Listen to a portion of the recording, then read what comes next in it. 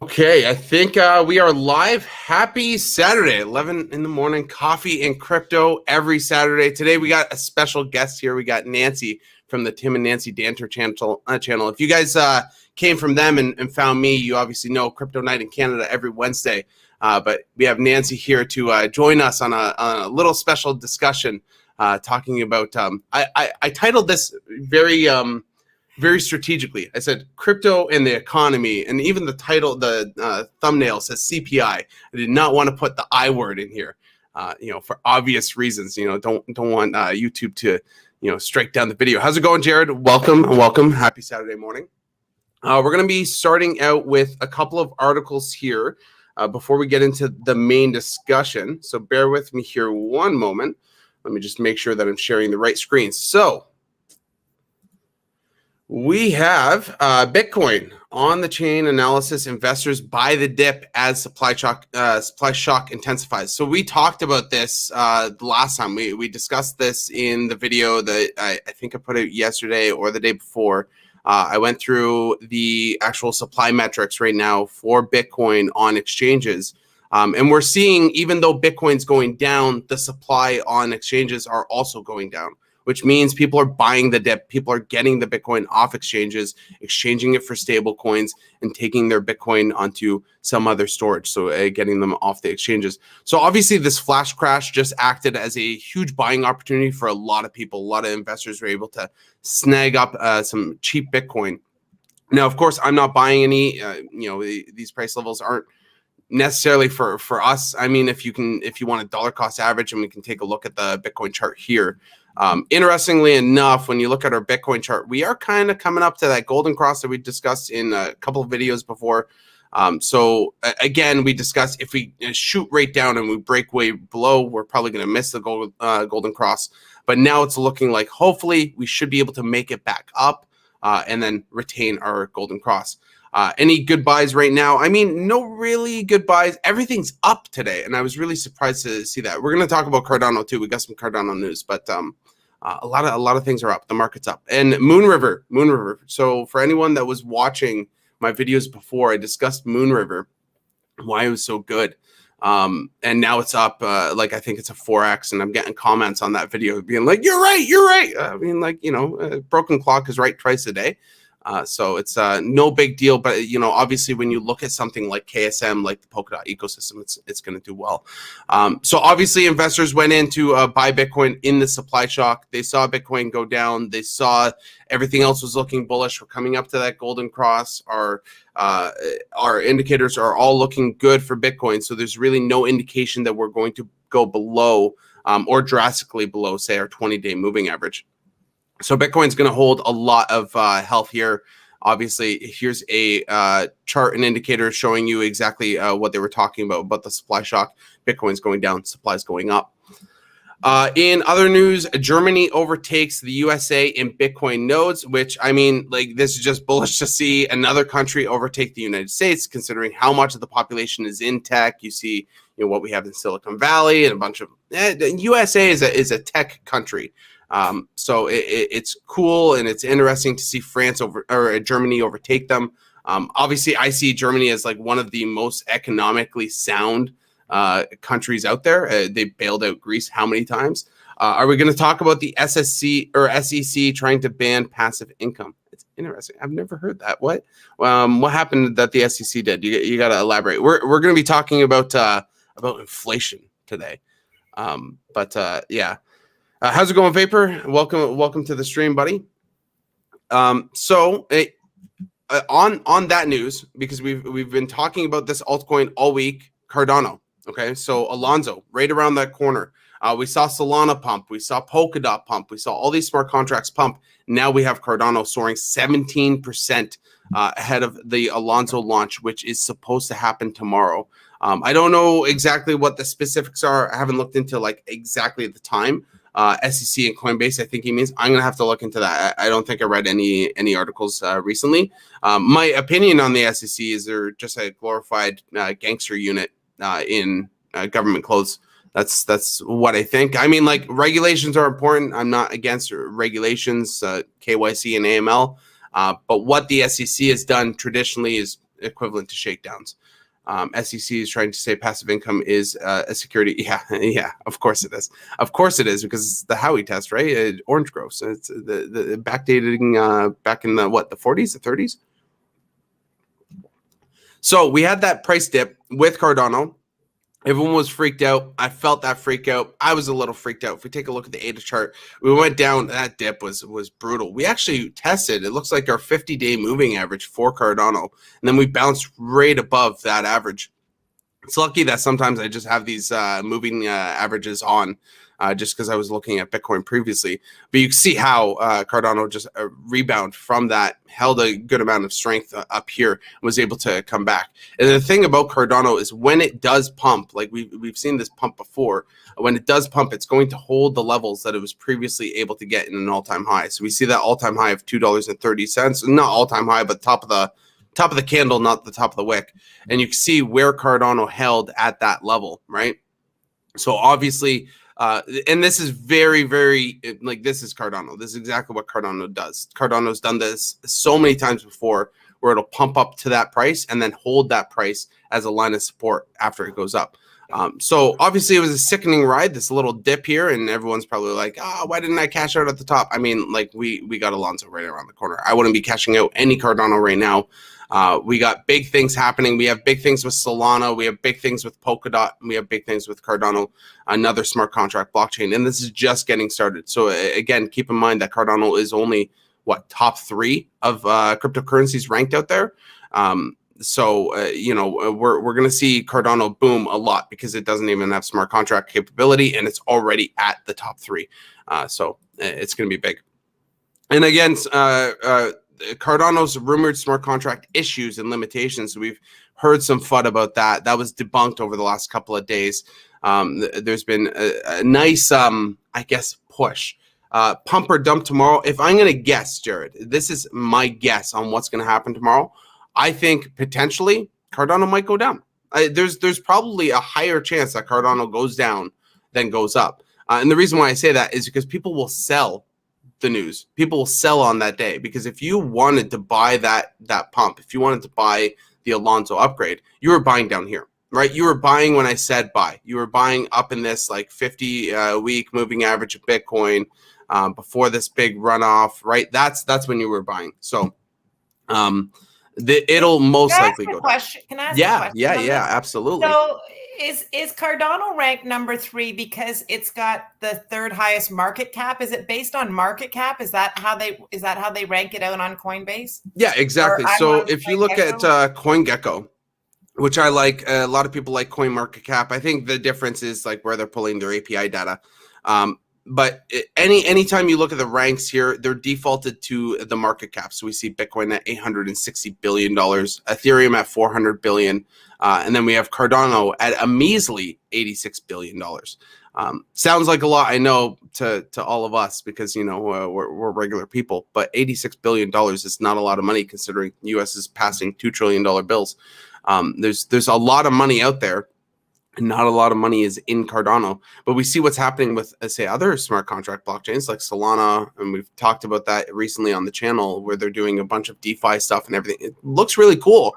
All of that is coming to Cardano, right? So we are before a massive run-up, but I think on the day of the release, on the day of Alonzo, we'll most likely see a pullback. Most likely. Sorry, are you saying Solana is going to be run off of Cardano? Oh, no. So Solana, so in terms of smart contracts, this is a new player on the scene. I totally missed the boat on Solana, and It's funny. So I'm just entering it now.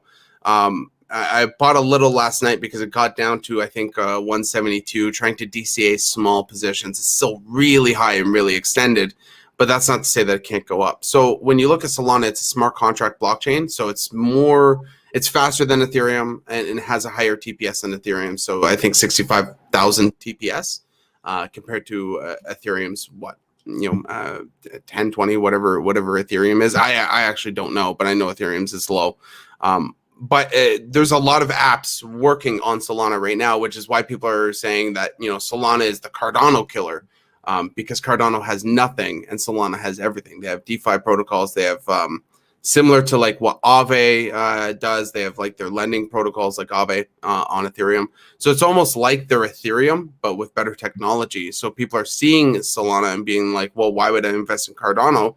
Cardano doesn't have any of this yet. And that's because of this peer-reviewed smart contract platform, like how they update everything is all peer-reviewed before they implement any changes.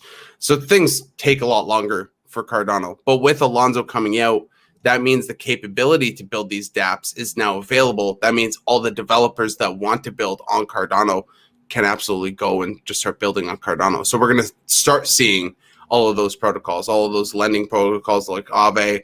I'm sure you've heard like with Crypto Night in Canada when we've talked to Tim, he's talked about all the stuff that's happening on the Matic system and everything else. Like all of those functions are going to be available for Cardano, and then some. People are going to build on top of it. And there's a huge developer group that wants to build on Cardano. There's a lot of dApps coming out now that I'm looking into, and they're not viable products because we don't even have Alonzo out. So is that because the fees are going to be so much less expensive to build on Cardano? Is that the rationale behind it? We have the fees less. We have the speeds is more than Ethereum, right? And now, that being said, I want to be very careful because I don't think anything's going to kill Ethereum. A lot of people are saying, okay, Cardano's the Ethereum killer, or Solana is the Cardano killer, or Polkadot is like, killing it all. I mean, I'm bullish on Polkadot. But all these smart contract blockchains have a place in the world. I think Goldman Sachs says it best, where Ethereum is possibly going to be one of the best stores of value compared to Bitcoin, because it's a smart contract blockchain and eventually it'll become deflationary. So, and if you look at the stats of ETH 2.0, it's not going to beat like blockchains like Solana, blockchains like Cardano. I think even after ETH 2.0, Cardano and Polkadot rank above Ethereum. So I'm always going to be bullish on Cardano and Polkadot. How I've looked at it is Cardano and Polkadot hedge my bet against Ethereum. I own a lot of Ethereum. It's all locked up in ETH 2.0 pools. But not a lot. I don't want to make it sound like I own tons of Ethereum. I mean, like comparative to my portfolio, Ethereum is one of my top 5 holdings, and Cardano and Polkadot are just behind it. So I'm kind of hedging against that Ethereum. Now I'm adding in Solana as well to hedge against both my Cardano and my Polkadot to get that third blockchain that could potentially do well. But right now it is ranked 6. So the market cap is shot up huge. But also we've talked about how high the market cap can go as long as the crypto market keeps growing. For a $55 billion market cap to reach something like a $300 billion, just under Ethereum, when there's, we're at $2.1 trillion right now in the market, when there's $10 trillion in the market, that's an easy jump to see. So something like a $300 billion Solana market cap is very easy, which brings it to a $1,000 Solana. I don't think we're going to get that high for Solana. I think more our range is probably going to be about 450 to 700. Yeah. Same thing with Cardano. I think roughly we're going to see an $8 Cardano, which if I remember right is a $350 billion valuation, but I can't remember exactly. Well, what's interesting, I'm wondering to myself, as the technology improves and as time goes on, if all of these platforms are going to be interoperable anyways. So it won't really, in my way of thinking, if we extrapolate this out, I'm thinking that they will be able to, you build whatever you need to, but then there will be bridges and the ability for them to all talk to each other, and it won't really matter which platform they're on. Completely. Now, a big thing, we already see that happening right now. Just the only difference is right now, nobody wants to bridge because we're still bridging off of Ethereum. Yeah. Right. So if I want to use PokeSwap, for example, I have to first bridge off of Ethereum and pay that gas fee that I'm just like feeling really shitty about paying. Yeah. But eventually we're going to have bridges from Polkadot. We're going to have bridges from Solana. We're going to have bridges from Cardano to just talk amongst themselves and cut Ethereum out of it. Right. So and that's the true interoperable space. So yeah, when there is a good product, a good dApp on Solana that's making a great yield, I'll be able to take advantage of that with another smart contract blockchain. You're not going to be tagged down to one or the other, right? So yeah. Are you able to stake your Solana? Like, where are people staking? Are people staking? I don't know yet. So there are a couple of things. If we look at, bear with me here. They had the one. I'm gonna have to pull up the exchange because there's one exchange called Radium, which is more in line. Did you guys ever get into DFIN? I know Tim was talking about it a lot. Tim But Perry's mhm, very much into it. So we pooled some money with Tim Perry, and he's working on that for us over there. right. You know, there's only so many hours in the day my brain starts to And burn there's out. so much, right? Like I feel even as a content creator, it's hard because how many people tell me about all these different projects, and it's just like I Yeah. can't, like I just don't have the time in the day. Jared, a great point, man, because Harmony One has done great too. What was it last time I checked? It was at like 19 cents or something. Harmony Doing One, really good. is it a coin off of CoinGecko? Can I find it here on? Yeah, you should be able to. I think the ticker is just one, but if you just type in Harmony, you should be able to find it. We'll take a quick look at the price because I know a couple of my viewers are Harmony One boys. Yeah, it's currently at 19 cents, but we've had that huge run up, and it does have DeFi platforms. I don't remember them, but it does have like yield farming platforms, DEXs, and everything. It's fairly quick. I think it's one of the quickest blockchains. Even in that article that I discussed that Cardano and Polkadot are above Ethereum 2.0, I think Harmony One was the number one. So that being said, I own a little bit of Harmony One, not a massive bag, and I don't really do anything with it. I just So just to ask, so Jared has made a point that he's bullish on Harmony One. And Jared, I'm assuming it's because this project is that bridging the ability for each of the ecosystems to talk to each other. Yeah, he's saying so fast it's going to be the best bridge. So I assume that's exactly. Oh, how do I? Oh, that's cool. I've never used StreamYard before, so there we go. Thanks, Jared. That's amazing.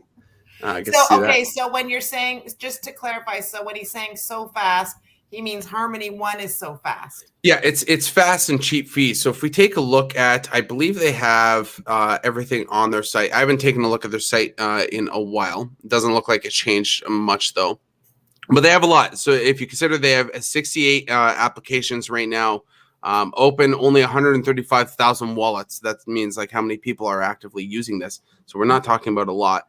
And they have 3 cross-chain bridges. So let's see here. Where is they had the stats of the TPS? Here we go. So they have the finality of transactions or the blocks in under 2 seconds. They have 1,000 validators, which is under Ethereum, but not a big deal. But it's over Cosmos, over Polkadot. The transaction fee is barely anything.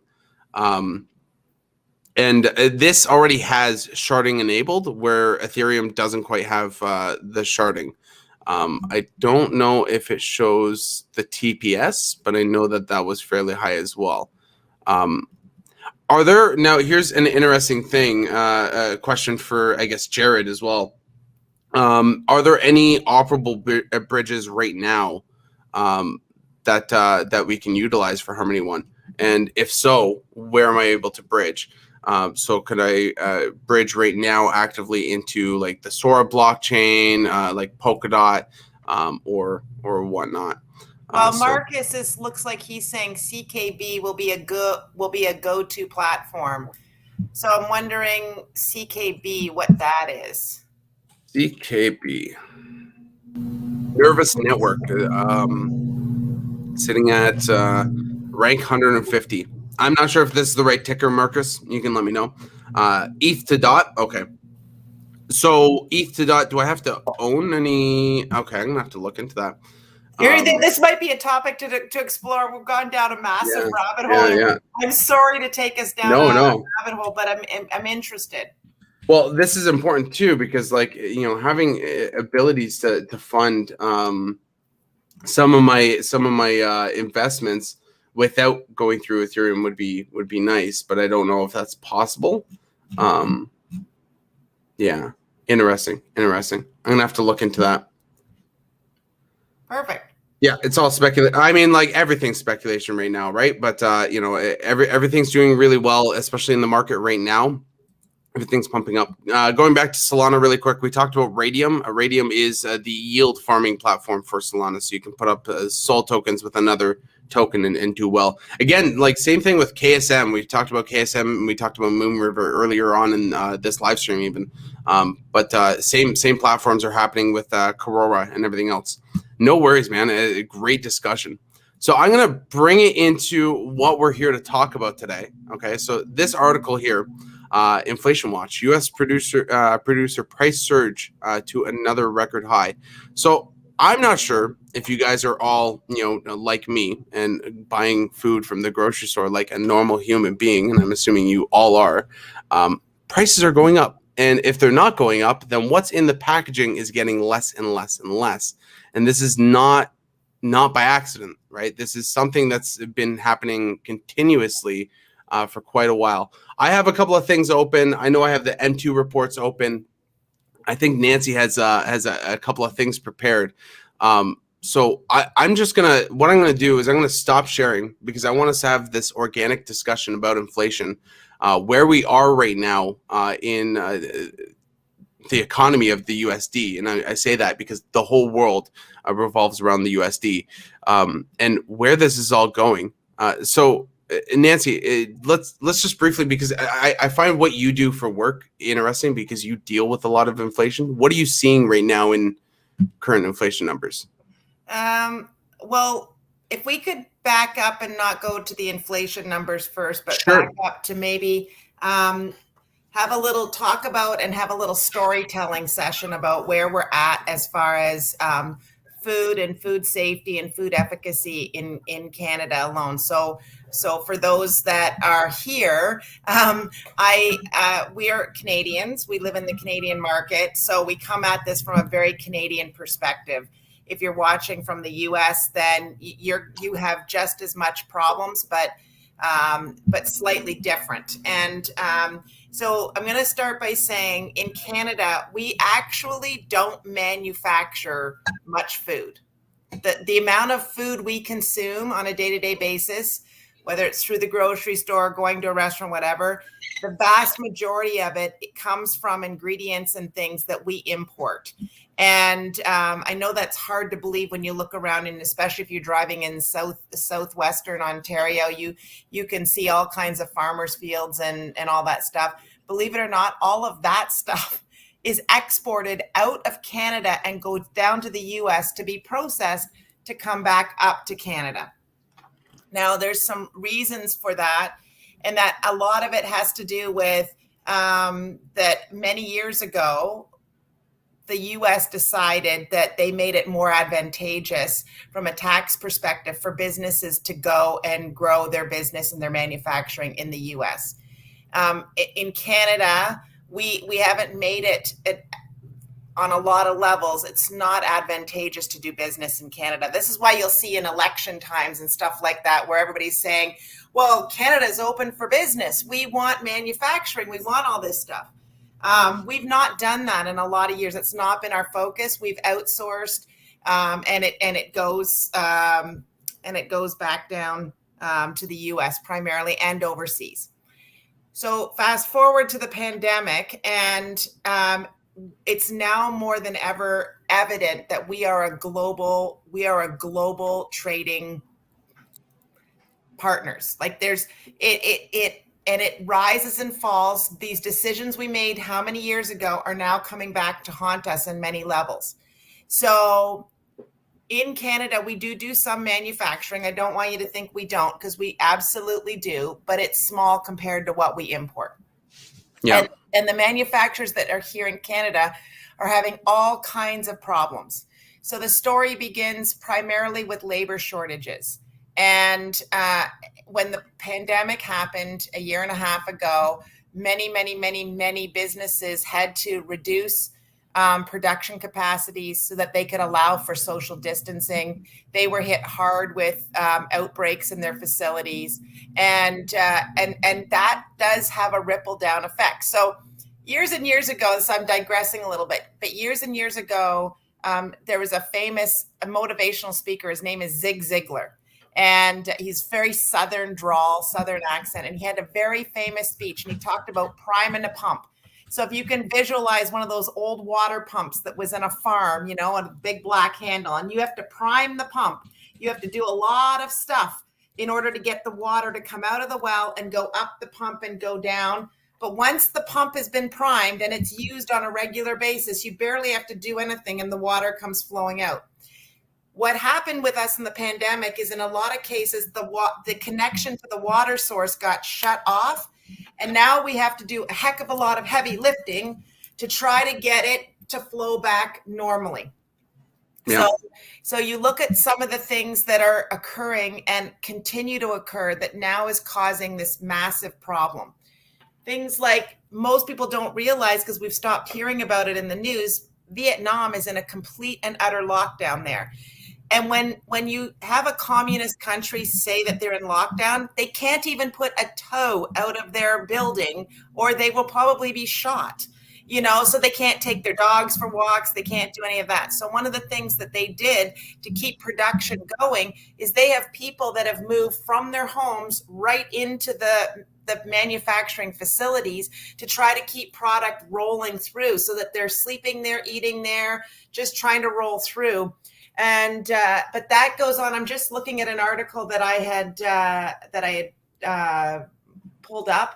But the prices of things over there is just skyrocketing because they're pulling in less harvest, they're producing less. They themselves can't get materials from other countries because their ports are all shut down. So it just goes on and on and on.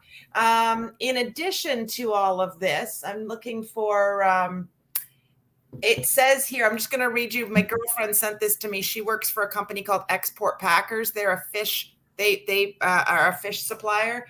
She said countrywide lockdowns across the globe have caused an ongoing interruption in the usual flow of ocean shipping containers. While some container yards are experiencing bidding wars by desperate attempts to move frozen foods from overseas to North America, other yards are full of empty containers with no outgoing product to push them back into circulations. So container freight prices, which used to average about $5,000 US only a short time ago, now cost $32,500. That's just to get the container. The cost impact to finished goods is significant and affecting a vast range of product categories. And then you add in travel time is doubled. So it used to be the main shipping lane to get stuff from overseas. It's Shanghai to Chicago. That's the main line, was 32 days. From the day that the PO was cut, 32 days later, it would arrive in the US or Canada, and then it would be dispersed from there. The average time now is 79 to 85 days. So now it's taking longer to get across. Shipping container cost. And have you seen the price of crude oil? So the price of fuel has gone through the roof. So then finally the product gets here, and we have a vast labor problem in Canada. So even if we could get the product, we have hardly anybody showing up to work in facilities. Yep. And then how do we transport the stuff? Yep. Then you add in there that the government, this is not a political conversation, but it's just a factor that we're dealing with. Now the government is asking for mandates on vaccination protocols. And so, and people will decide, yeah, they'll want to do that, or no, they won't want to do that. But that will also add into the problem of getting people into facilities to continue to work. If they're being mandated and they don't want to do it, then that's an amazing point, because it is twofold, right? Like we have a record number of open job positions and not enough people to actually get into those jobs. And a lot of people are not going to enter the workforce if they're being mandated to take a vaccine to work. Whatever, I guess, your politics are on the vaccine or not the vaccine. I mean, like, you know, on some spectrum, I think a lot of it is misinformation, propaganda about, you know, the efficacy of one or the other. But I think everyone should listen to their doctors and their trusted people to kind of make the best decision for themselves. But at the same time, I get the argument that people say that I don't want my freedom encroached by having a passport, which can be, again, a slippery slope. We saw that it's amazing that today is the anniversary of 9/11, monumentous day for what happened in the United States. I grew up, I didn't grow up in war times. Like I grew up like in the Gulf War kind of thing, like when I was 1 and 2 years old. So I barely knew war. I didn't know anything. And to see a country like the United States be struck in such a way at my age was like mind blowing. But you see that now, and you see where we've gone, right? Like we saw the financial crisis in 2008, the repo crash, which was more recent in 2019 that Raoul Paul talks about a lot, and how we've kind of been propping up our economy since then. And then COVID and everything else. We've seen such a dramatic change. And I really see like 9/11 as that linchpin. Maybe even Vietnam was kind of that linchpin that everything kind of started turning south. But you can kind of see that with the economy and with general sentiment of people. But that's a very good point in terms of a labor shortage. That is going to really exacerbate things. I completely agree. Well, and most people don't really know, and they don't really realize how bad it is with what we import. So, for instance, another vendor called me and was talking to me about apple juice. Okay, now you think to yourself, apple juice, we could live without apple juice. No.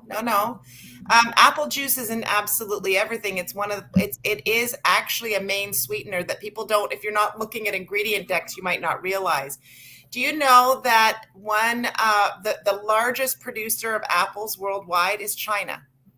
And in order to fulfill our apple juice needs in Canada, we import a lot of apples from China. Again, go back to what I just said. We were talking about a fish manufacturer before. It doesn't matter whether it's fish, whether it's apples, whether it's microchips, whether it's truck parts. It doesn't matter what it is we're talking about. It still has to get put on a container. And these containers have gone up. I'm not going to do public math, but what's the 5,000 to 32,000. I always mess it up when I try to do math in my head. I always miss a zero or something, and everyone's like, that should have been a billion, not a million. I'm like, I know. Okay. So this is where you go. This is where you start to think, stretch this out. So if apples need to go in a shipping container and they're taking longer to get here, and when they get here, we don't have anybody to do anything with it. And we need them to start producing the juice here so that it could then be sent over to the people that produce cookies or the people that add it to stews and soups and things like that. Like all of this stuff has a ripple effect. And the thing is, just because you're not seeing it in the grocery store yet doesn't mean it's not happening. One of the biggest chicken producers in Canada, they're the first part of the production chain. I'm just going to say that. So the chickens leave the chicken coop and they go to this place first. They had been under a massive employee strike for the longest time. So if you were seeing, why can't we get this? And why can't we get that? And where is this? And what's going on? Well, if the producers, that it gets backed up. And then what would happen if we don't have this flowing properly? Then they have to euthanize the chickens because you can only take livestock to a certain point. Yeah. Well, eventually it gets too old and you can't process it. That's it. Exactly it. And chickens grow quickly, which is why especially we eat a lot of these chickens today, because we have we've modified the chickens. The chickens that we grow today are not the same chickens that were grown in the 1900s, for example. The ones that we grow are bred to grow really quick, super quick, to the point where they can't even support themselves with their legs. I mean, there's ethical, ideologies, whether or not that's good or bad. But the big thing that I see, and like I'm super interested right now, I don't know why I go through these phases in my life that I become interested about other things, but I'm super interested in like animal ecosystems right now. And this is what I see. Like this is a lot of what I'm seeing in the economy. It's like an ecosystem. Like what happens if say an Asian carp invades like this waterway? Well, the waterway is going to get destroyed over and over and over. And the initial people that first see that carp come in, it's just like, oh, it's just a little carp. It's no big deal. right? Until finally, oh no, it's a problem, right? And Yeah. that's what people don't get. When we don't have apple juice, oh, it's no big deal. It's just apple juice. That's a huge issue. Like at the start of the pandemic, think of how much produce we were literally just putting right back into the ground because we had nowhere to ship it. In my life, I never would have expected that the Suez Canal would have been blocked off for 2 weeks. Like our system, including our shipping system, because Jeff mentions that surcharges have been up in furniture retail. Our shipping system is so fragile, and I think COVID has just shown us the real fragility that we have, and the real fragility of our economy in general, because we see what's happened in the Suez Canal and everything else. It's an amazing place in history. Well, the other thing is, we talked about, and I know there's a few people. Jared said, how are people affording to live? I've thought a lot about this, Jared, because I've been asked to sit on a bunch of panel discussions within the industry. So people are asking what's going on. So I've done a lot of thinking. And, as human beings, as Hawes, Nancy, you, we're all just human beings at the end of the day. And if I had been displaced from my employment at the beginning of the pandemic, I would have stood on my head. I might have sulked for a while and been upset and had to emote through all of that. But then it is my responsibility as a human being to figure it out. I have kids. I got a house. I like hot showers and I like to eat 3 times a day. So I have to, as a human being, figure it out. And I think what has happened, I believe people found a new way to be. So people who were doing this type of work that got displaced, now is maybe their opportunity to go and figure out how to do investing. I never spent any time looking at investments before. That's an amazing point. My money over to the investment guy and he just did it. I never thought about it. I didn't trade stocks. I certainly wasn't trading crypto. The pandemic provided Tim and I time to sit and learn new things. I just want to quickly hop on that really quickly, because that's exactly what got me into investing, not crypto. I got into crypto in 2020, later on, once COVID happened. So COVID definitely pushed me into crypto, but I got into investing because I saw what was happening in the economy. And I'm like, this is not doable. And then I kept hearing that quote resonate. Every dollar is worth $88 in 20 years or whatever. I'm like, okay. I'm gonna buy some safe ETFs. I'm gonna learn about all this. But you see so many people now learning about it. It's crazy. It's insane to see all of a sudden this shift to, hey, now we need to take financial freedom and investing seriously, especially in such poor economic times right now. But if you were, so my point on this, Hawes, is if you were displaced from your job, just say they said, Hawes, don't show up tomorrow. Mm-hmm. How long would it take you to regroup and figure out what to do to survive? That's our job. At least the first of the month, next month. I mean, I got rent to pay, right? So I'm at least gonna make it until then. Maybe I'll sulk for a little bit, but I'm gonna find something to pay rent. It's our responsibility as human beings to figure it out for ourselves. My fear in all of this, because it's now gone on for so long, my fear is the people that were doing all the jobs that we're short on in the industry, they're not coming back. They have figured out something new. They've either gone back to school, they've started their own business, they've done things in the underground economy, they've managed, or they could be sitting doing day trading all day long, because guess what? The stock market has been at all-time highs for how long? All they had to do was figure out, well, how much do I need to replace what I was doing before? I'll go work at doing that. As soon as they do that, I don't need to go back and do that over there. Yeah. So where I'm going with all of this is we're now seeing, and if you can't see it, I'm hoping to help you see it. We're now at a point in life where we're seeing history turn over and a brand new way of being. Yeah. Boston Tech had those really cool robots that can lift and jump, and they look very humanized. I swear to God, what needs to happen now is they need to get that capitalized. They need to get that that technology out. Businesses like mine and other manufacturing companies need to pick up that technology, and we need to replace some of these heavy jobs that nobody wants anymore. Completely. So that we can now be self-sufficient in our own, even if it's not just Canada.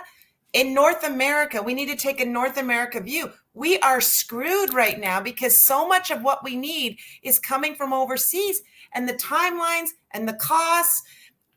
It's just. Well, we need some sort of production sovereignty, right? Which is a big thing here. Like, I mean, like, I don't mean to beat on this drum because everyone beats on this drum on both sides of the aisle. But like, China is a big problem. China is a huge problem right now because think of how much they produce for us. Think of how reliant we are on China for our pharmaceutical industry. That was a huge thing at the start of the pandemic. A lot of our, like, Canada's PPE gear came from China. A lot of the states' PPE gear came from China. And what happened? I mean, they weren't giving it away. They had a pandemic on their hands, right? They were ground zero. And to think about how reliant we are, anyone wondering, China won. Like that's already set in stone. 100%, and they are damn good business people. And all of those Asian countries have it figured out. And here's the thing. So these vendors, so this seafood vendor that gave me this article about the shipping times and the container prices, she was telling me, so they've got guys that stand on the docks as the ships are coming in, and it's like a live auction going on because nobody knows how much of the catch is coming in. So again, because the boats have been less full of fishermen out there, they aren't bringing in as much haul. So what's coming in is coming in at a higher price. So she's got guys standing there bidding on product, okay? They bid on the product. Now she's got to go bid on trying to get the shipping containers. Sometimes she can't get the shipping containers for a while. So now she's putting it in cold storage. So she got more cost on cold storage. And then she's got to go and try and find a processor over there that will process her goods. So she's got this whole process figured out and da-da-da-da-da. The processors, so she's paid the processors to process, whether it's bassa, tilapia, whatever the heck they're pulling in the ocean over there. She's paid them to process it, get it all ready, put it into box. Her shipment's waiting there. The processors say to her, now this is her raw goods that she's bought off the boat. Processor says, yeah, I know you paid us for that, but the going rate has gone up since you gave us the check, so you're going to have to pay us more. They won't release their product. That's incredible. That's incredible. And like, what was the timeline between those two events? Between her like paying, weeks. That's incredible. And nobody's talking about it. But if you're in the industry, I look at myself like I feel like I'm on the floor of the New York Stock Exchange. I get scared about thinking about this, and this is the reason why I get scared about it, because I don't think people actually understand what's about to happen. Like, I think it's easy enough to say, okay, we're coming to famine, and it's like, oh, like when are we ever going to be like hungry? Like, we are actually coming to a point where we are coming to famine. We are having massive food shortages, massive supply chain disruptions, and our prices are going up and up and up. And poorer countries are not going to be able to feed their people, and poorer people in richer countries, because we have a problem with that. There's no way around it. We do have a problem in Canada, in the United States, of a massive poor group of a class of people, whether it be unemployed or homeless in general. We just have this huge class of people that we neglect to even think that they even exist. So hunger is not a thing because these people don't exist, is the mindset of politicians and policymakers, which is a dangerous slope, because eventually we're going to get into the world where that is a norm. And that's a scary world to be in, where we have these shortages and this famine. That's where we're heading.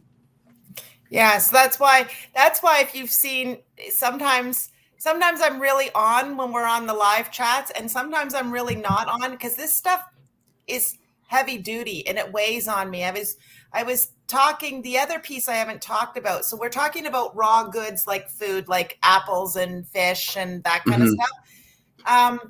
Now add in all the other shortages that are going on. And I'm going to give you two key examples of, and again, nobody's talking about it, but it's problematic. So there's a worldwide plastic shortage. Okay. Yep.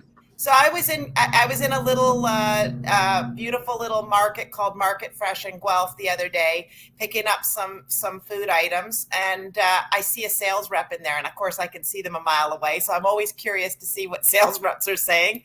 There's two chefs standing there, and the sales reps they're trying to place their order with this rep. So this food rep was from a dairy company in Canada, a very prominent dairy company in Canada. I won't say which one, but anyways, so the chefs are staying there and they got their arms crossed like chefs do, and they're like, we'll order some sour cream. We'd like 10 cases of sour cream.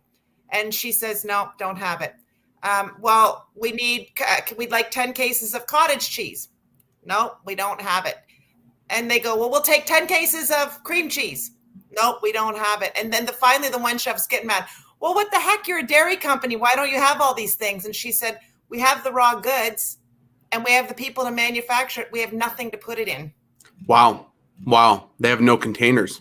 They have no containers. And that just goes to show, like, it doesn't have to be the food that's actually being disrupted, right? Like it just, like, one piece of the puzzle can completely. And I remember, like, even this is a very, like, minor, like, first world issue. I drink these Monster cans, right? Like, not great for my health. But at the start of the pandemic, there was that aluminum shortage. You couldn't find it anywhere. You couldn't find, like, any of the stuff that I normally drank. Like Diet A&W and stuff like that. You couldn't find it anywhere because they were favoring to put Coca-Cola. They had to use aluminum for the main product. So you weren't seeing the other products on the shelf because of the aluminum, not because of any other shortage, right? And like metals are going crazy right now. Aluminum, copper, just shooting through the roof right now. It's just insane, the kind of, like, area that we're going in with the supply shock. Yeah. So last week I got invited to sit on a panel discussion with the vice president of Cisco in the U.S. and the vice president of U.S. Foods, and then of course I'm the. And this is Cisco, the food company, not Cisco, the communications. And U.S. Food, and myself, and I'm with Gordon Food Service. So for anyone that doesn't know, Cisco's like a massive provider. I mean, like, back in my youth, I say youth, I'm 31 years old now, so I'm still in my youth. But, back when I was young, like 16, 17, I worked at Taco Bell. Cisco's, like, everywhere. Yeah, so we're the three big dogs: Gordon, Cisco, and U.S. Foods. So I got invited to sit with these gentlemen, and we got talking about this exact subject because we were trying to help customers understand where things are and why there's so many shortages. So I said, okay, so if we can get over the raw goods issue, we can get over the labor issue, and we can get over the plastics and the container issues. So if we could find solutions for all that. Let's talk about parts for cars and trucks, microchips, parts, gears, all that stuff. And microchips are another big thing. We're coming through that shortage, capacitor shortage, and everything else. Yeah. So our very dear friends, the gentleman is one of the vice presidents for Mack Trucks. He's been producing a new truck. He's got more orders than he can deal with. They can't get, if you place an order for a brand new Mack truck today, so the cab plus the flatbed, whether it's a reefer truck or not, doesn't matter. 18 months before you can get a new truck. So I was talking to the Cisco guy, and the Cisco guy said they have such a shortage on the trucks that they're now in desperate mode. And so I was talking to our friend that's this VP for Cisco, for Mack Trucks, and he's like, it's absolutely true. We can't get the parts to continue manufacturing. So now all of a sudden, if Cisco can't buy a truck, and they can't even get it from, there's all kinds of rental, like a lease kind of thing where we can go, and we have in the past, like Penske is a big name in Canada. See the Penske trucks all the time. So say we have some malfunctioning equipment and we've got it in the shop, we can go to Penske and get some cabs and various things like that.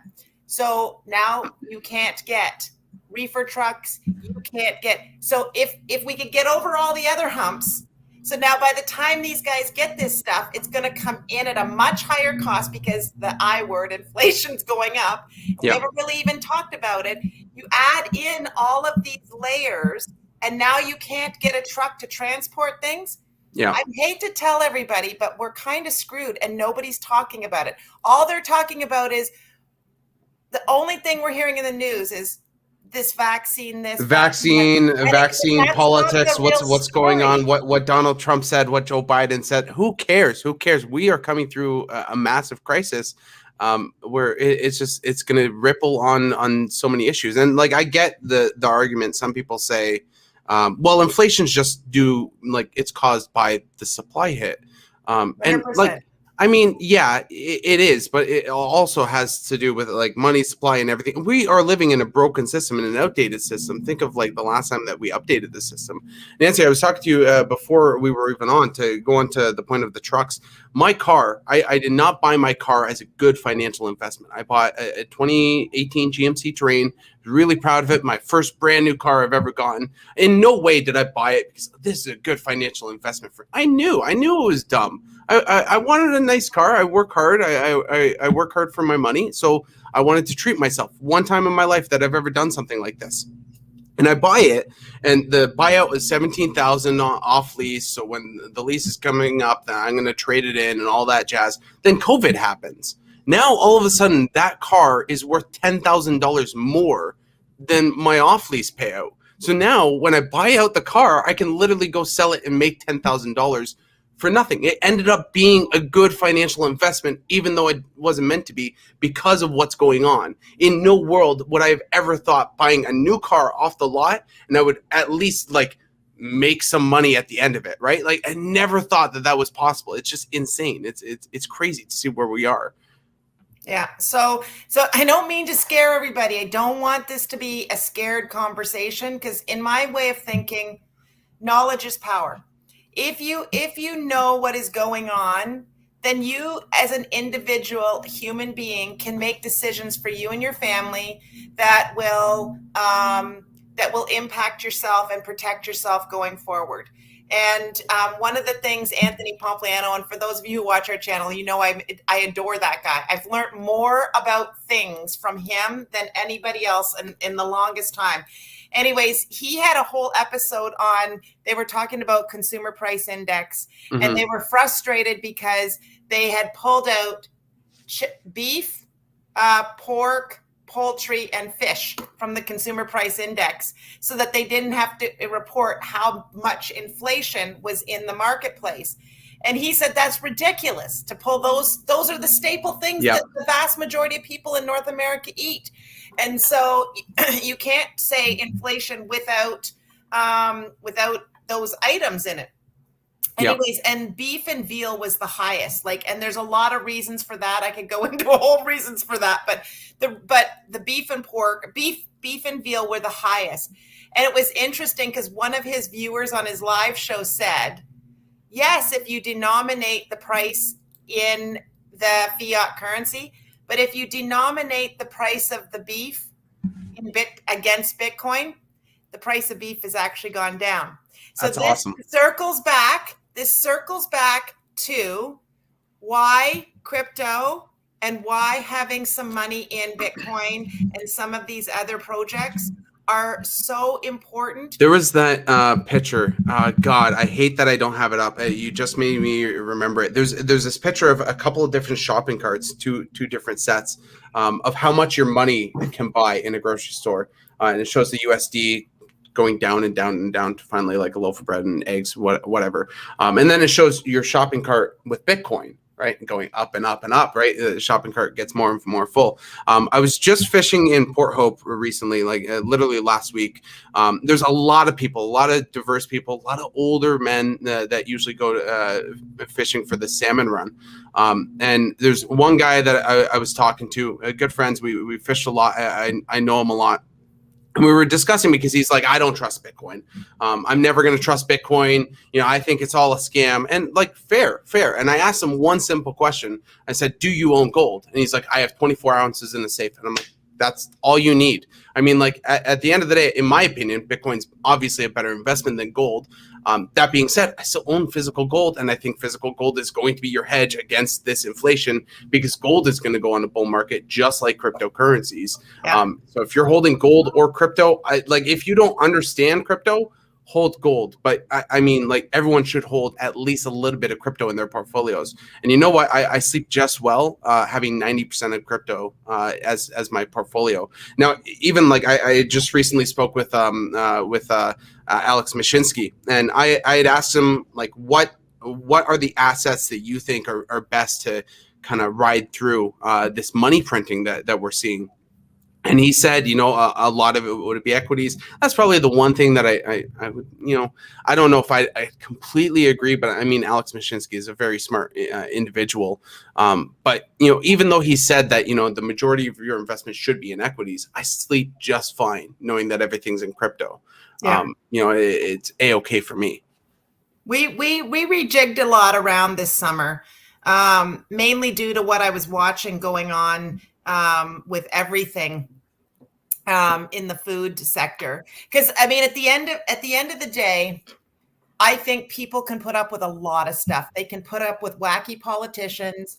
They can put up with crazy wars and weird stuff going on in other nations. 20-year long wars, yeah. They can put up with a lot of things. But I will tell you where it'll start to go sideways is when they can't afford to feed their families. Yep. People, Yep. There's a term hangry for a reason. Yep. People get hangry, and it's such a real thing.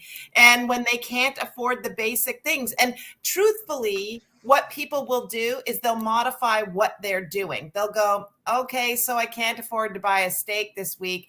Maybe I'll buy some hamburger and I'll make spaghetti sauce that could feed this many people as opposed to. Did you see there are these YouTube channels of people like making Great Depression recipes? Have you ever like gotten onto that edge?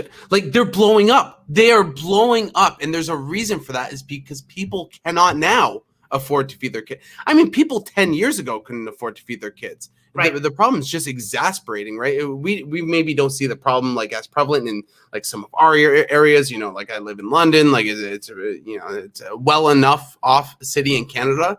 But when you look at like maybe some of the more like previously redlined areas in the United States, they're poor. They're like super poor. These areas, like their income taxes are super low. You look at like Flint, Michigan and everything, and like these areas are really, really down. And people can't afford, but that is coming to a city near you, in my opinion.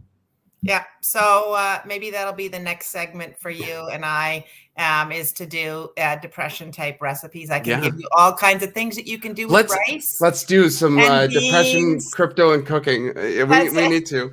That's it. But again, it's all about if you know this stuff is coming, then do spend some time on YouTube and do watch how they're taking their food budget and they're stretching it. There's all kinds of tips and tricks on how to do that. Yep. I know I had a nutritionist on a few months back on how to save money on your shopping bill, when to go, what to do, what to look for, and it's really, really an important thing for us to all be thinking about, because this is a real thing and it's not going to end anytime soon. I asked these vendors when they felt we were going to see some relief from this, and they were saying not before the Chinese New Year at the earliest, but we're thinking probably this time next year we may. But what would even the Chinese New Year? What would that like? What does that bring? Do you think? Like, what's the correlation there? It all has to do with let's do the math. So if I just said it takes, what did I say, 79 to 85 days to get the shipments from Asia over here. That's what it's averaging now. So if we were to cut a purchase order today, September 11th, what would that put us at, Haas? I'm not good with public math. I'd have to would that put us to Christmas? Yeah, close to. Yeah, just like not directly Christmas, maybe like mid to early December somewhere. Okay. Like, give or now take. Add on there that several of the main shipping ports are shut down for a month right now because because there's outbreaks in China and Vietnam and Taiwan. So now add a month to that. So if you're saying mid-December, that takes us to mid-January. Right. So they feel strongly that if the ports reopen in the month, but again, if the ports have been shut down, that means manufacturing is slowed down in those countries. So by the time that it gets reopened, that means that then the manufacturers will be back on. So that's why they're saying Chinese New Year, we should see some relief for some of this. Right. And they're thinking return to normalcy. Pretty much not until this time next year. I don't even think there, like, maybe this is the unpopular opinion. I don't think there is a return to normalcy, right? Like, even like you look at COVID, right? And let's be real. Let's be honest with everyone really quick here. COVID is not going away. It's going to become endemic, just like any other like cold, flu, and everything else. Like, there's no stopping it at this point. We had our chance to contain it back in 2019 before it got out of China. It was a missed opportunity, and here it is. I don't think it's going anywhere. I think, maybe we'll have like an excess of boosters every couple of years, dealing with other variants similar to the flu shot. Maybe it'll become less, mandatory to get the COVID vaccine as soon as like more people have, I guess, vaccination and antibody immunity. But we're not, like, this isn't going away. And I think we need to figure out how in this world do we continue, move on, and adapt and prosper, because we can prosper. This isn't like a death sentence for the human race or anything like that. We can absolutely do better and get better and get in a better place. But yeah, newbie crypto New Zealand says it exactly right. It mutates too quick. It spreads too quickly, and like the mutation can go in both ways, right? So we see Delta being a little bit worse than, say, the version 1 of the virus, but it can mutate in other ways in terms of being less effective against humans and doing less damage. I speculate, and maybe, like, I'm no virology expert or anything, I speculate that most of our colds that we deal with, because they're coronaviruses as well, most of the colds that we deal with had a similar ravaging through the human population until eventually it just became endemic and just became another cold over time, over generations. I'm not saying that this is going to happen in the next couple of years, but right. I don't think we're all fighting. What's happening is we got a lot of noise in the public right now. Yes. But the noise, and this is just my opinion, and I'm not taking it away from anybody else's opinion or how strongly they feel about the subject. I just feel like we're fighting the wrong fight right now. Yeah, completely. And we're ignoring what's happened, where we are being controlled by Asia, and we did this to ourselves. And instead of like fighting and shouting loudly to our government, going, wait a minute, how are we going to, fix some of these problems in our own countries? But we're not talking about this. That's why it was so frustrating for me. And you could see it on the, I went back and I watched a lot of our old Crypto Night in Canada. And I'm like, but I've been saying this for months now. I'm like, okay, problem. Yeah. Well, nobody's seeing it. So this is the thing that I find fascinating, just absolutely fascinating. And like, I'm not saying anything about, like, COVID being a plan. I'm not going down that road. No, but the correlation between the shadow market, the shadow banking market, the repo market that crashed, which is essentially how banks trade debt, right?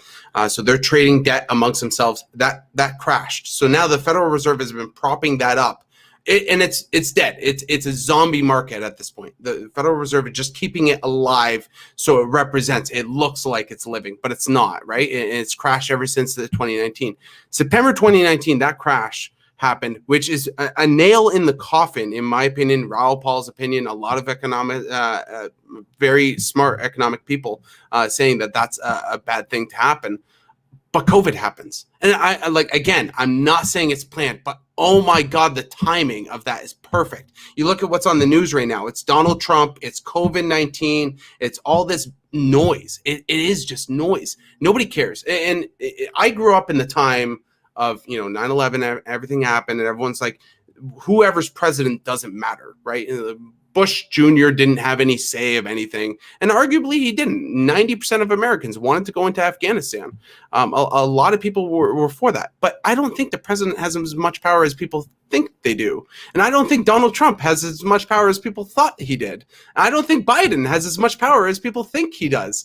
I think that there's another kind of force behind everything going through, but now everyone cares so much. Yeah. Everyone is so political and so anti-virus, but nobody gives a crap about our dying economy. Right. Nobody's talking about it. And let's take it and let's go right down to the basic. It's all starts with Maslow's hierarchy of needs. When the population is going to feel it is when those basic needs are going to be more and more and more impossible to meet, and that's when the population is going to go crazy. And we were out of white sliced bread. Mm-hmm. Couldn't get white. Now, how simple a product is that to produce? I don't know if I'm just weird. I don't think I'm weird. That scares me. Things like that just terrified the ever living shit out of me. When you see something so common, like I grew up with a lot of these things, and you just one day it's not going to be in the grocery store anymore, and you're going to struggle to find it. It's that really scares me. That's where I get scared. I don't get scared of COVID-19. I mean, I got scared at first. I mean, like who didn't? Nobody knew the science behind it. I thought it was going to be as bad as SARS. SARS was arguably a very, very bad respiratory disease. Obviously learning a little bit more about it, it's not as bad as SARS, still arguably pretty bad for our healthcare system. But that doesn't scare me nearly as much as us missing such an integral food piece out of the grocery stores for even a short period of time. Like that does terrify me. That really makes me scared. Yeah. What everybody watching on this live stream, I swear to God, you're going to go into the grocery stores now and you're going to see things differently. When all of a sudden you walk along the aisle and you think, there's no white vinegar. I wonder what's going on. Why is there no white vinegar? Or then you walk down and you go, why is there no ketchup? Where's the ketchup? Yeah, ketchup shortage. There was ketchup packets were going on eBay for a crazy amount. Like I just like that. And like bricks of cheese. I used to work at a grocery store. And bricks of cheese. This is one thing that you really want to see inflation. Go look at the brick of cheese because the price will never change of that brick of cheese. Well, I mean, it does. It does change eventually, but the amount, right? Look at the gram amount in that brick of cheese because that gram amount is getting smaller and smaller and smaller, and that price does not change. Okay, yeah. I promise. I remember packing those bricks of cheese, and they just feel smaller and smaller and smaller in my hands. And you know what they're doing now because people were catching on that they were getting smaller. So the long bricks of cheese. Have you noticed that they're still the same length, but they're getting thinner and thinner? Yeah. So they're going to be ribbon sliced cheese for crying out loud. Yeah. It's a trick because you don't think about it mentally, right? This is the exact reason why somebody puts a price of $4.99. Oh, that's cheap because it doesn't say $5, right? It's human psychology, and that's what they're playing up against. Right. So I think we're all just going to have to, over the next little bit, we're going to have to remain flexible. That there's an understanding that this is not a quick fix. Remember, go back to that priming the pump.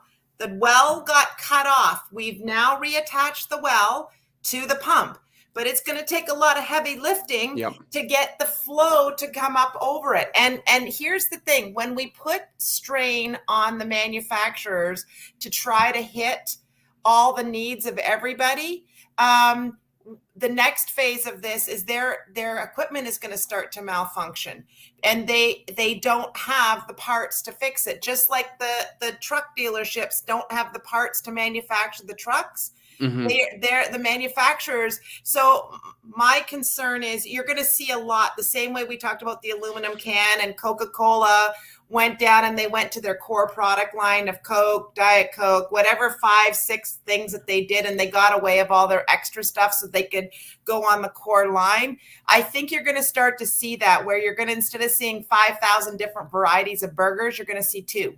Yeah. Or like I'm trying to think of a label, because see, I work in in the food service side, so my labels is different than what you see in the grocery store because they put different names on them. But the truth is, they're all the same manufacturers. Right.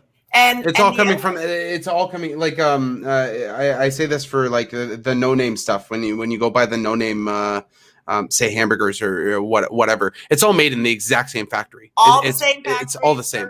Coming off the same line. They're just different. What it is it's different. If we talked about burgers, it's different parts of the cattle. It's different parts of the that goes in. Yeah. And the cheaper the product, the cheaper the parts. The cheaper the parts. Yeah. Wow. Yeah. So it's very fascinating. And I would say the other thing is that the manufacturers, to their defense, they had to pivot too way back when food service stopped dead. So the second they said nobody could eat in restaurants, manufacturers have tooled their lines. They have production lines that are going out for retail size and retail packaged goods. And they have stuff that are going out in the food service for hotels, restaurants, cruise ships, for my stuff, which is healthcare. So you got the two separate segments, retail and food service. So when food service died, the manufacturers didn't go, let's take a 50% hit to our business. They went, okay, how do we pivot over here to support retail?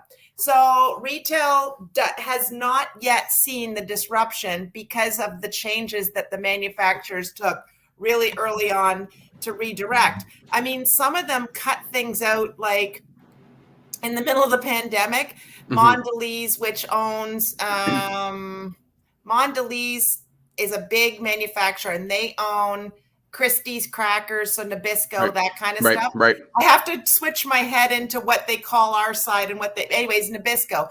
So you remember when you used to go into a diner or something and you'd order a bowl of soup and you'd get the little crackers, the two in the sleeve, the two crackers. Yeah. Yeah. Mondelez decided to cut that out. They're just not going to produce that anymore. Insane. And so for me in healthcare, that's a big thing, right? We have a lot of seniors that get bowls of soup with those little crackers. The hospitals get that stuff all the time.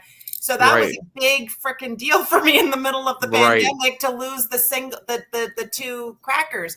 So Kellogg's. Well, like you're not even like just talking about like you probably see hospitals, but I could also probably see like things like schools and other like any sort of cafeteria style business being impacted by that. Like that's such a small thing to think about too, but that has a huge ripple effect. Huge ripple effect. So Kellogg stepped up to the plate.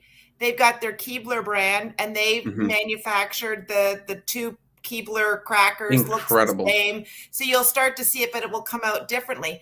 But Kellogg's could not, like when Nabisco made their decision, it's not like Kellogg's could instantaneously get that up and running. Right. They got to go and look at their production runs and when can we fit that in, and we need the raw goods and what does this look like and blah, blah, blah, blah, blah. Like it's a big freaking deal. And same thing with individually wrapped cookies. Remember the cookie that's got the Jello, the little red jelly thing in the top? Oh, like oh God, what are those called? I don't know the name, but yeah.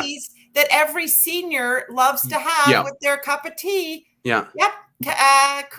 Christie's decided to discontinue all their individually wrapped cookies in the middle of a pandemic. Like for all of the people in hospitals and long-term care facilities. And this was not just a Canadian decision. This was a decision by their company because they had to shift gears to make sure that they stayed in business. And on top of everything, because you think right now is when we need, and bad enough, like I'm not advocating for single package items, right? Like terrible for the environment. But now is arguably the time that we need it, right? Because like, what are you doing in old age facilities? Are you just handing everyone like a cookie out of a box with your hands, right? Like that's insane. You would think that a cellophane packaged cookie would be safer because that's not carrying any virus on the actual cookie that they're ingesting. Yep. Insane, crazy. So these were the things, but I mean, I got mad. I had to scramble. I had to find solutions for those healthcare customers. That was my job, my team's job, to figure that out and negotiate with other vendors to create that for us. All I'm saying is that I don't blame them, because they were doing everything that they could to stay alive, because that's their job in completely. their business to do that. I'm just saying that the industry has shifted it and shuffled around, and it's that whole part where it got broken. And now, in order for us to, we've reconnected the pipe. And now what we need is we need some normal flow, so that when we go up to the well and we pump the well, it's going to just, it won't take much to pump it and move it forward. But until that time, because of all of this, your cost of goods, your higher price labor, your container cost, your shipping time, your freight charges, then on this side, no equipment, all of this. And if they can get equipment, they're buying it at a higher price because they've had to go through all of this. What you're going to see is where a loaf of bread was, what, $3.99 before? I dare say we're going to be in the $5, $10 to $10 range. I mean, I still remember when like bread was way cheaper than it is now. Like it's crazy to just see it now. But yeah, like I can only see that being exasperated. We'll probably see I'd probably say over my life, you see that increase, and it's a slow creep. I think what we're going to see is not that slow creep. What we're going to see is a massive spike and jump because of these supply chain issues, because of the issues that are happening in the world. And again, everyone's just worried about who they're electing. Everyone's worried about who they're voting for. Nobody's really like paying attention to, hey, we're heading for this accident. We're dead on. And there's nothing stopping us right now. And I think at this point, I really believe this, that we're at the point where no longer can we stop the accident from happening. All we can do now is put our arms up in front of our face and hope for the best. I truly believe that. Prepare for yourself and your family. Yep. And I'm not saying hoard. I'm not saying that, because then we're going to get another run on toilet paper. And that was ridiculous, because there was actually not a problem at that point in time. So I think the actual problem with toilet paper, so the problem with toilet paper was funny because China ran out of toilet paper right away. And everyone saw China running out of toilet paper. So they all went to the stores to buy toilet paper. There was never a toilet paper shortage. They had so much toilet paper in the back. The problem with toilet paper is it's so big, right? It takes manpower to take a skid out. And I used to work at a grocery store. You have to take the skid from the back, and you have pallets and pallets of toilet paper in the back. I promise you. You take the skid out, you load it up, these big giant packages. You're maybe getting like half a skid out on the shelves. Then you take the skid back, right? The shelves just look bare because toilet paper is so huge. Right. We were fine. It's media FUD. Exactly. Fear, uncertainty, and doubt. And that's all it was. People rushing to these stores to buy toilet paper, to buy these things that are not like, one, you don't need toilet paper to live. You need to eat. Okay. That's the biggest thing. I was out, buying some cans of food because I didn't know, like, okay, if I get sick, I want to be able to like stay at home for a good couple weeks and make sure that everything kind of clears before I re-enter society. That's what I was buying for. But you see all these people buying toilet paper, and it's just like, one, how bad are your diets that you think that you need that much toilet paper? But it clearly was that fear that was propagated by seeing China run out. And then everyone's thinking like, oh no, I'm not going to have like the basic thing of toilet paper. When I think everyone should be more looking at what's happening with our food than our toilet paper. Toilet paper, I can live without toilet paper. Okay, I can live without that. I can't live without eating. Yeah.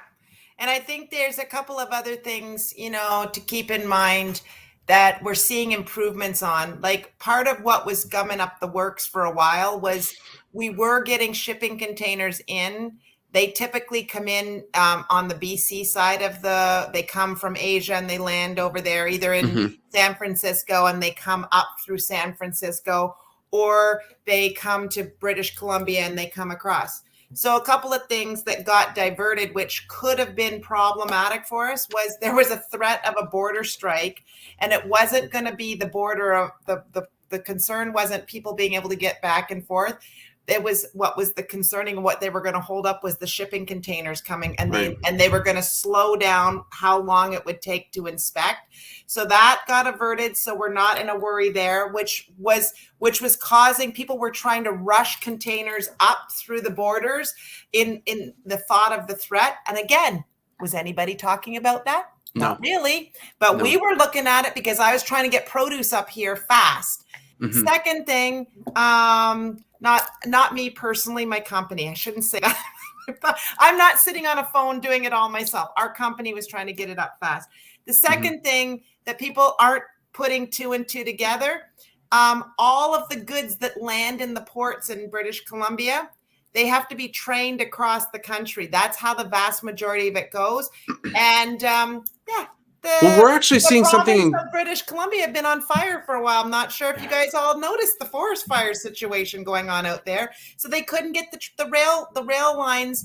Now, I think it was CN Rail allowed CP Rail or vice versa to use their lines. And now the fires are getting under control, right. I think, better and better. So once we have both lines coming up, again, it gets to the port, we got to be able to get it across the country. Well, the big thing here right now is that the temperatures are dropping, which is huge. I learned this the very hard way. Bad for me, but I occasionally smoke, right? And I was outside on my balcony, and I have this pot of just dirt that I used to grow plants in, like tomatoes.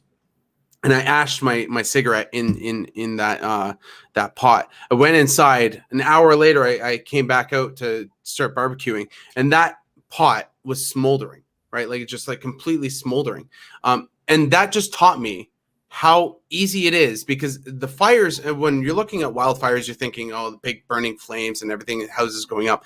The fires aren't above ground. The fires are below ground, right? And it's because of that dry heat that the fire carries underneath the earth for a while, and it'll keep going down. There are coal mines that are burning perpetually, like over and over. But like this is why wildfires are so hard to beat. So when you at least have some cold weather, you're at least able to combat it a little bit. And we had like Mexican firefighters coming from Mexico to help out. A bunch of really brave people going out and fighting these fires. But what I've seen is it's progressively gotten worse and worse and worse. But on the same token, right, like climate change has been a huge impact in like supply chains and everything else. It's also going to impact it in a positive way. And like oddly enough, because I never thought I'd say this, and like I'm not saying that climate change isn't a problem, but like our Northwest Passage, we're now able to get shipping containers through our north. We've never been able to do this before. That goes. Completely puts Panama Canal out of like, not out of operation, but like not as useful as it used to be. Like now China could go through the Northwest Passage if they pay Canada. There's a huge contention of who owns the Northwest Passage. Of course, it's Canada. Okay, like I'm Team Canada here. But it's crazy to see like climate change isn't only going to impact negatively; it's also going to impact positively. And it doesn't mean that that's going to make it a net positive. It's probably still a net negative. I mean, the death of our planet is a net negative.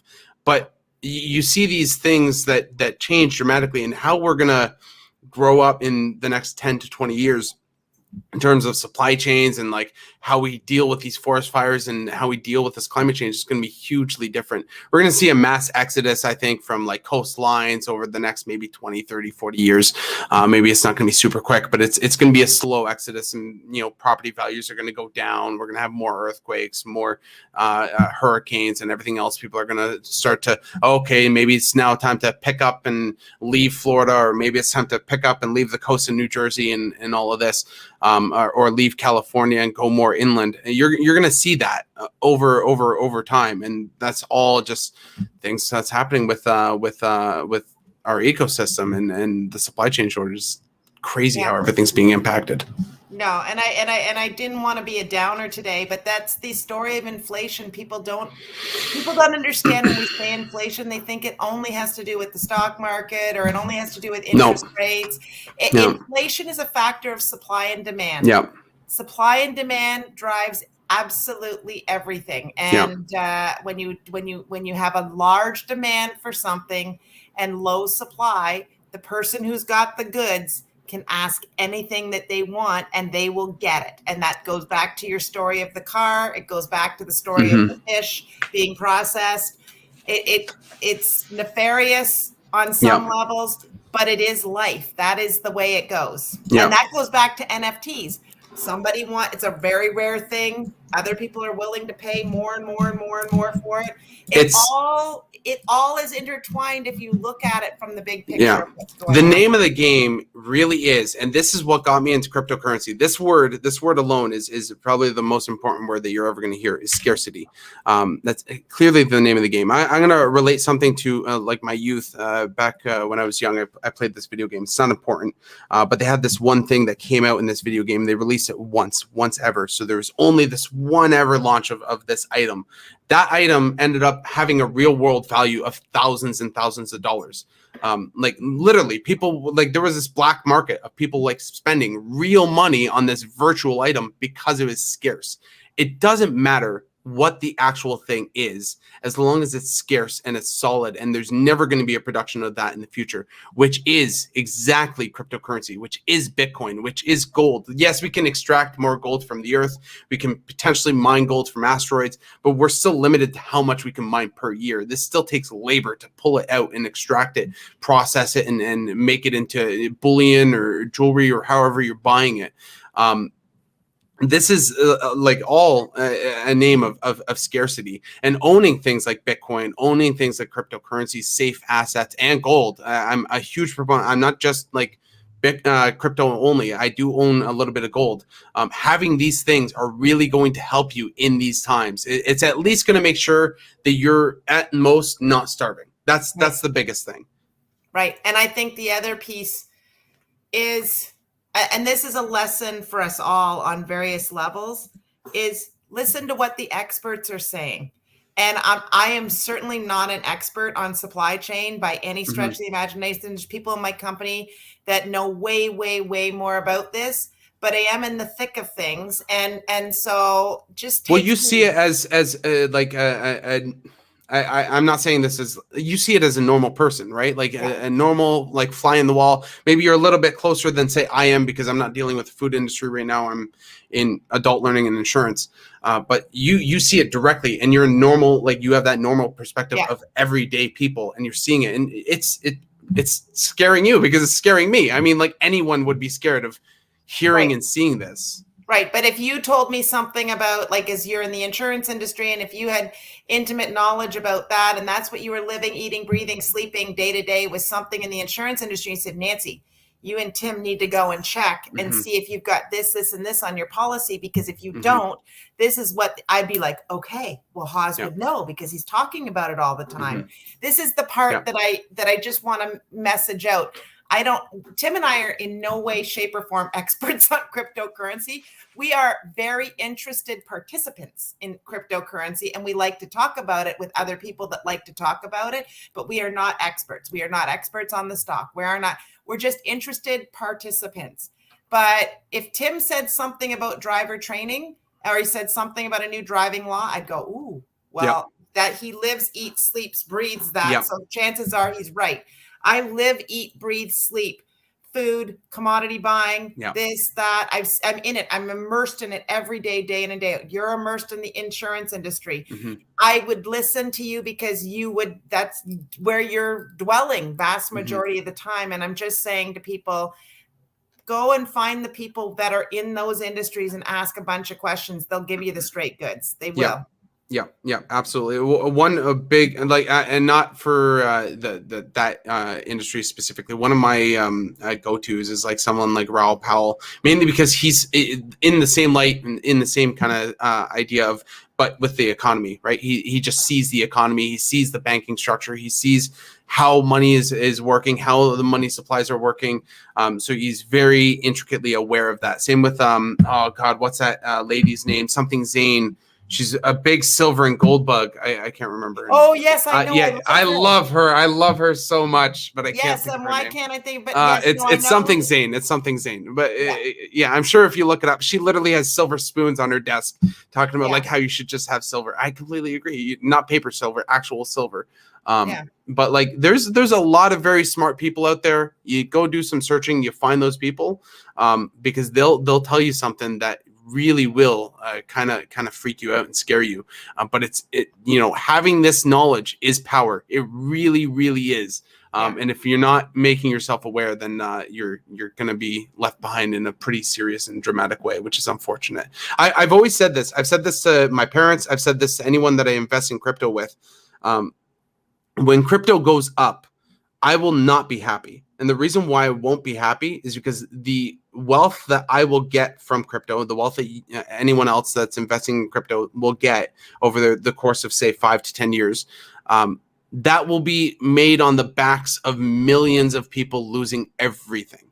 And I don't get happy thinking about the fact that I'm going to be able to afford a Lambo in a couple of years when people are starving. That doesn't make me elated, right? I think of Chamath. I'm not going to try to say his last name. I know who you're talking about, Chamath, but I can't think of his last name. Investor in Facebook. I've said this actually to a couple of my friends. I don't have many role models in my life. Chamath is actually like one person that I idolize. Like I would, if I could be him, I would, absolutely. But he says something incredible about money and about power and about like making change. And he says, if you don't have the money, you're not going to be making the change. You need a seat at the table, right? And that comes with money. And unfortunately, a lot of people with money don't want the best thing for anyone else. He says, if you want to make change, get the fucking money. Get the money and get a seat at the table. And that's all I'm trying to do at this point. It's getting the money, trying to put in some change in this world to kind of make it a little less shitty than what it is right now, because the path that we're going down with I just see like what happened in like Venezuela as a huge warning signal. Like, I'm Lebanese. I see what happened in Lebanon with the Lebanese blast that happened in the port, the hyperinflation of their currency, and everyone going to their banks trying to pull out their life savings and only being able to pull out $200 a day while their currency is just sinking down. Their money that they've been working for all their life is going down and down and down, and they're limited to $200 and just buying crypto, buying Bitcoin, buying USD, buying whatever they can that's not their native currency. That is going to happen. That is going to happen with our fiat currencies today if we don't get on cryptocurrencies. I firmly believe that. So, yeah. Me too. Yeah. Nancy, it's been an amazing discussion. Oh my God. This has been a long time coming in terms of this discussion. Me and Nancy have always had these like little chats back and forth, kind of like little like 10-minute snippets of this conversation. Never been able to go full on it. And it's amazing. We should do something like quarterly or something, kind of re-bring inflation into this. But I hope everyone enjoyed this. Anytime, my friend, because I adore you, and I learn lots from you on a daily basis when I watch your stuff, because I look at you more of a crypto expert than Tim and I. I mean, like, to be fair, I get really obsessed in things, and I get really obsessed. You know what I mean? Like, I eat, sleep, and drink cryptocurrency right now. Do you want to do a quick little thing? Anything to close off before we go? Nope. Just was good chatting with you too, and it was nice seeing everybody in the comments. And we're still doing Crypto Night in Canada. We've been having a lot of fun lately talking about racehorses, NFT racehorses, and I brought Neil on last weekend. We showed some racehorses as well. Yeah, I think it's fantastic. It's super cool stuff. So now my son's telling me about the eggs, the ETH eggs or something, that if you open you get the egg and then you don't know what's going to come out of it. What is this, like a Tamagotchi type deal? Like you get a pet? I don't know. So I'm going to do a little bit of research on these crazy eggs and find out if but cool. I love this space, and I love the people in the space. I love talking to everybody here, because most people that are watching these types of videos, they're forward thinkers, and that's what I'm all about. I don't want to dwell on the craziness. except for that it helps us to make decisions for our families moving forward. So thank you so much for having me again. And My it pleasure. was nice It's been a seeing pleasure. everybody. Amazing. Thanks, everyone. I really hope that you guys enjoyed this episode, because this has been a fantastic talk. Thanks again, Nancy, for coming on, and I really appreciate it. All right, guys. Happy Saturday. See you guys next week.